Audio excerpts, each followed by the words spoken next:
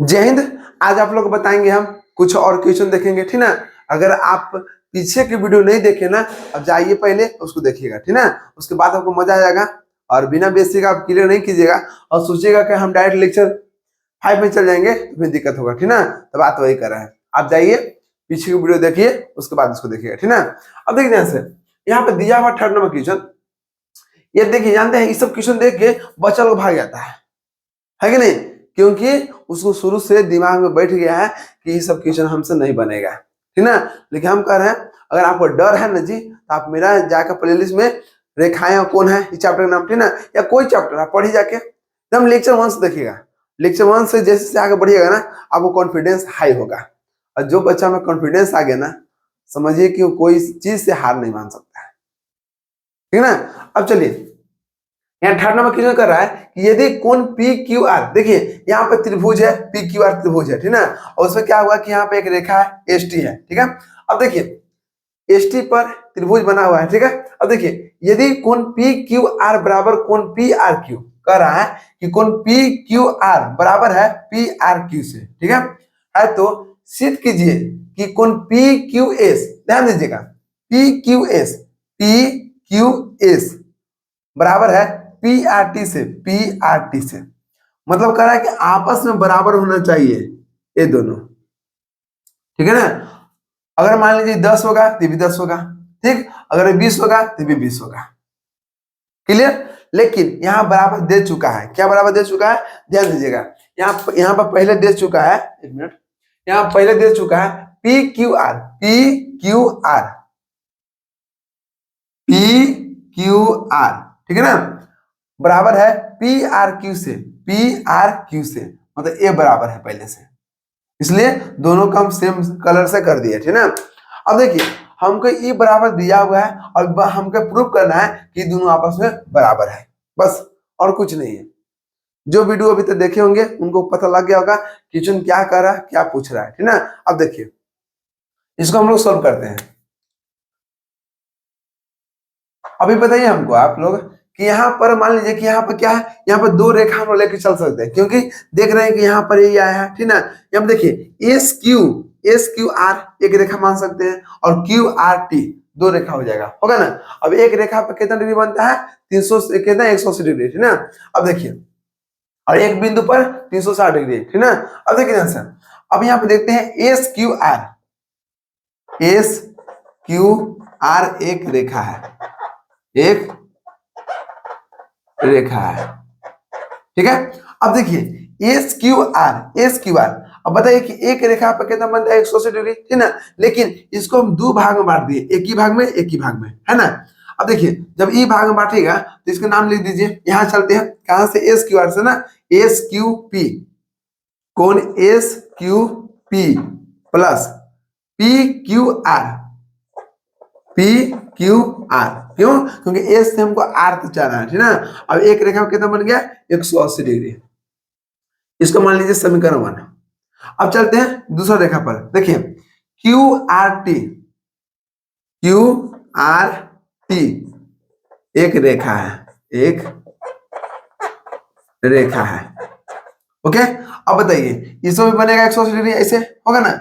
इसमें देखिए एक 2 भाग में बट गया है, उसका नाम देखिए कहां चल रहा है, क्यू से ना, क्यू आर, देखिए क्यू आर कहां पर चले, क्यू आर टी पर, क्यू आर टी पर। चलिए क्यू आर पी, एक कौन हो गया, क्यू आर पी हो गया, प्लस क्यू आर पी हो गया। अब चलिए पी से जहां से खत्म करते हैं वहीं से शुरुआत करना है, ठीक ना।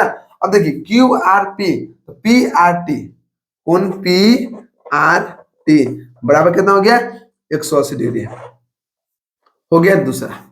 अभी हमको बताइए आप लोग कि इसके बराबर भी 180 है, इसके बराबर भी 180 है, तो क्या दोनों आपस में बराबर हो सकता है। बायां साइड वाला देखिए, ये बराबर के दाहिना साइड है, ये भी दाहिना साइड है, दोनों आपस में बराबर है, तो क्या ये दोनों आपस में बराबर हो सकता है, क्यों नहीं होगा।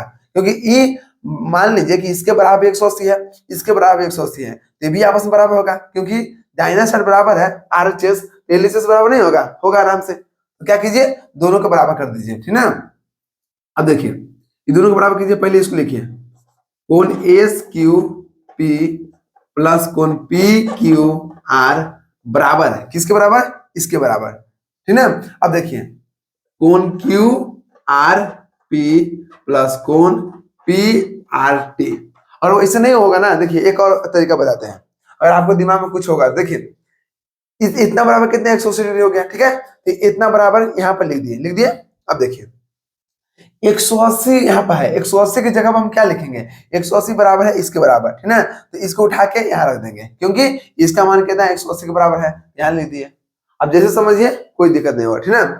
अभी समझिए ये आपको हो गया, ठीक है। अभी हमको बताइए कि यहाँ पर कौन कौन रेखा बराबर है आपस में, देख लीजिए ये आपस में कौन को बराबर है, ये बराबर है। यहाँ पर देते हैं, लिख देते हैं ऊपर ही, ठीक है। कौन को बराबर है, कौन पी क्यू आर, कौन पी क्यू आर बराबर है कौन पी आर क्यू से, पी आर क्यू से। अब देखिए पी क्यू आर का रहा है, पी क्यू आर, तो इसको जैसे उसे लिख दीजिए पहले, एस क्यू पी हो गया प्लस, देखिए पी क्यू आर बराबर किसके, पी आर क्यू से। देखिए जहां पर पी क्यू आर है ना, वहां पर लिख दीजिए पी आर क्यू, कौन पी आर क्यू। क्यों लिख दिए, क्योंकि ये दोनों आपस में बराबर है, ठीक है। आप इसके बराबर इसके लिखिए या इसके बराबर इसके लिखिए, कोई दिक्कत नहीं, ठीक है। यहाँ देख रहे हैं पी क्यू आर था, तो पी क्यू आर बराबर है इसके बराबर, तो पी आर क्यू यहाँ पे लिख दिए, देख लीजिए पी आर क्यू हो गया, ठीक बराबर। अब यहाँ पे देखिए, यहाँ पे जैसे है उसे छोड़ दीजिए, क्यू आर पी प्लस कौन पी आर टी, क्लियर। अब ध्यान दीजिएगा, अब इसको क्या कीजिए, ध्यान दीजिएगा। अभी आप लोग बताए हम कि यहाँ पी आर क्यू है और यहाँ पर क्या क्यू आर पी है, दोनों सेम है ना, बोलिए। जैसे समझिए P R Q, P R Q, यहाँ मान लीजिए इधर से पढ़िए या इधर से पढ़िए, क्यू आर पी से, दोनों सेम है, तो दोनों आपस में क्या बराबर है, ठीक है। अगर आपको लिखना चाहते हैं तो आप इसको सही से लिख दीजिए, कोई दिक्कत नहीं है, ठीक है। चलिए इसको एक साइड ले लेते हैं, एस क्यू पी प्लस कौन पी आर क्यू। देखिए ये बराबर किधर लेके आएंगे तो माइनस हो जाएगा। देखिए क्यू आर पी है, क्यू आर पी है ना, तो इसको इधर लेके आते हैं, क्यू आर पी हो जाएगा, बराबर में कितना हो गया कौन पी आर टी, ठीक है। अभी हमको बताइए कि इसको हम लिख सकते हैं, क्या लिख सकते हैं, कौन एस क्यू पी प्लस कौन पी आर क्यू को हम लिख सकते हैं पी आर क्यू। क्यों, क्योंकि देखिए दोनों के बीच में सेम होना चाहिए, बस यहाँ भी आ रहा है यहाँ भी आ रहा है, ठीक है।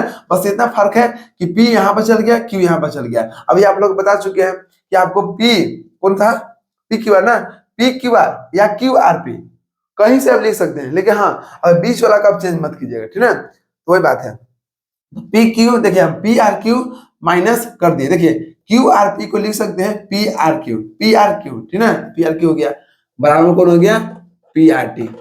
आपको कंफ्यूजन एक तो नहीं होना चाहिए, ठीक है। अब देखिए कौन पी आर क्यू, कौन पी आर क्यू कट जाएगा क्योंकि प्लस में माइनस में है, ठीक है। अब देखिए जब कटा यहाँ पर तो क्या हो गया जी, यहाँ पर एस क्यू पी बराबर हो गया कौन पी आर टी के, और एक हो रहा था, देखिए कहाँ पर था पी क्यू एस, देखिए यहाँ पर ध्यान दीजिएगा, पी क्यू एस बराबर कौन होगा पी आर टी, ठीक है। अब देखिए पी क्यू एस कर रहा है, इसको भी यहाँ पर सीधा सीधा रखना है, क्या करना है सीधा कर दिया, यहाँ पे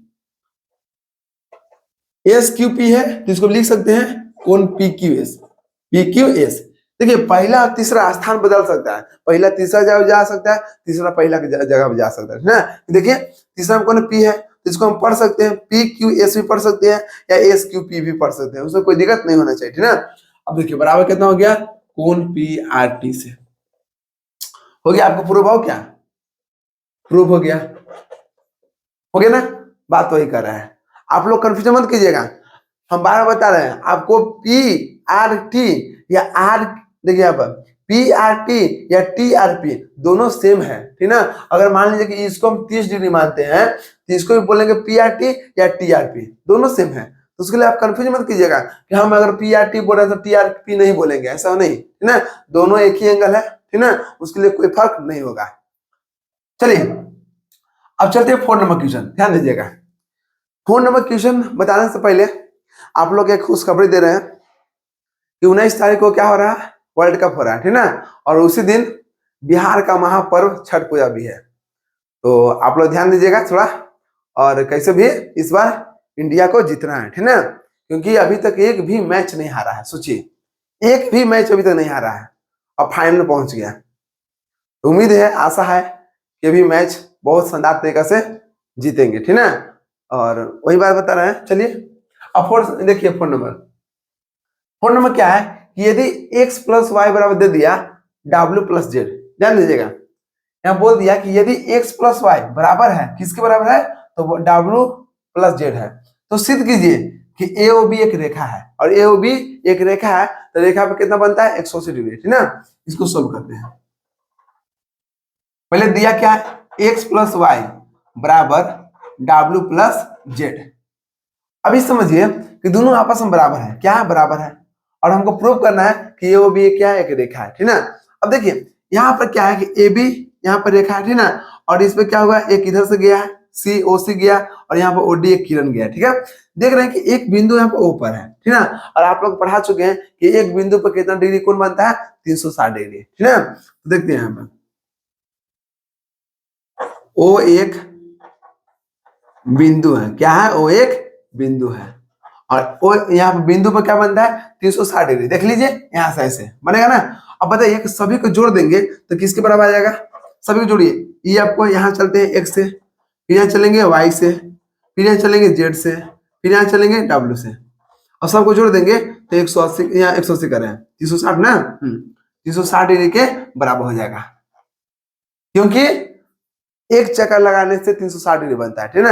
यहाँ पर देख रहे हैं कि जहां से हम चले थे x y z w, फिर वहीं पहुंच गए, ठीक ना, यहाँ चले तो फिर यहीं पहुंच गए, तो कितना हो गया 360 हो गया। अब समझिएगा, अब यहाँ पे देख रहे हैं कि x प्लस वाई बराबर है, किसके बराबर, w प्लस जेड। तो जहां पे x प्लस वाई है ना, वहां पर रख सकते हैं हम, क्या रख सकते हैं, w प्लस जेड रख सकते हैं, ठीक ना।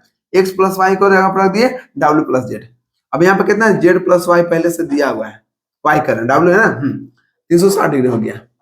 अभी बताइए w कितना हो गया 2w, z कितना हो गया 2z, बराबर कितना हो गया 360 डिग्री। दोनों में कॉमन है, दो कॉमन निकाल लीजिए, w प्लस जेड बराबर कितना हो गया 360 डिग्री, ठीक ना।